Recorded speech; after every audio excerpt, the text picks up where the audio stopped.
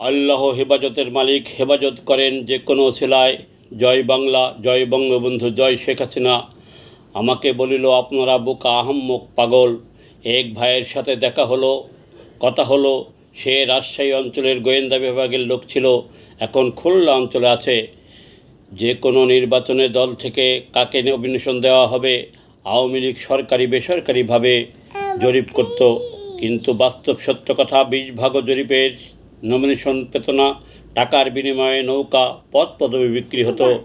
তার সাথে কুশল বিনিময় হলো। আমাকে জিজ্ঞেস করিল, জন্মের সময় আপনার মাহারা দাদা ভাই কেমন আছে? বলিলাম, শারীরিকভাবে আল্লাহর রহমতে ভালো আছে, তবে আর্থিক অভাবের কারণে তার চাহিদা মেটাতে পারছি না। তখন সে বলিল, আপনাদের মতো আহাম্মক, বোকা, পাগল কর্মীরা আছে বলেই আওয়ামী লীগ টিকে আছে। অনেক এমপি, মন্ত্রী, নেতা নেত্রী, তেলবাজ চামচা কর্মী বিভিন্নভাবে কোটি কোটি টাকার মালিক হয়েছে। অনেক বছর নৌকা মাথায় একা সাথীদের নিয়ে নৌকার পক্ষে সারা দেশে ঘুরেন, কথা কবিতা বলেন।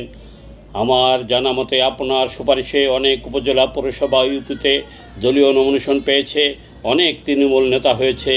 আপনার অভাব থাকার কথা না। দলের দুর্দিনে ভয়কে জয় করে ফেসবুক, ইউটিউব বিভিন্ন মাধ্যমে প্রচার করে আসিতেছেন। বলিলাম, বঙ্গবন্ধুর নেতৃত্বে দেশ স্বাধীন হয়েছে, শেখ হাসিনা দেশের ব্যাপক উন্নয়ন করেছে, তাই দলের পক্ষে কথা বলি, ভালোকে ভালো বলি, খারাপকে খারাপ বলি। অনেকের সাথে পরিচয় ছিল, নিজের ব্যক্তি স্বার্থের জন্য কখনো কারো কাছে কিছু বলিনি। কথা কবিতা প্রচার করেছি, ব্যাজ লোগো বিক্রি করেছি, যা বকশিস পেতাম সংসার চলে যেত। অনেক কথার পরে বলিল, আপনার বিকাশ পার্সোনাল নাম্বার দিন। বলিলাম 019939555837। বলিল, আপনার দাদা ভাইয়ের জন্য ঈদের বকশিস পাঠাবো। তখন আমার চোখে পানি চলে এলো। উনি প্রশাসনের লোক, দলীয় বা রক্তের কোনো সম্পর্ক আমার সাথে নাই। সে এই দুর্দিনে আমাকে সহযোগিতা করছে তাই।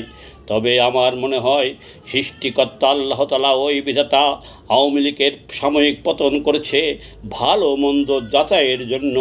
ভালো কর্মীদের মনের ক্ষোভ, চোখের পানির জন্য পতন হয়েছে, আবার ফিরে আসিবে শেখ হাসিনার নেতৃত্বে ভালোরা, কোটি কোটি মানুষের দোয়ায়, চোখের পানির ওসিলায়, ইনশাআল্লাহ।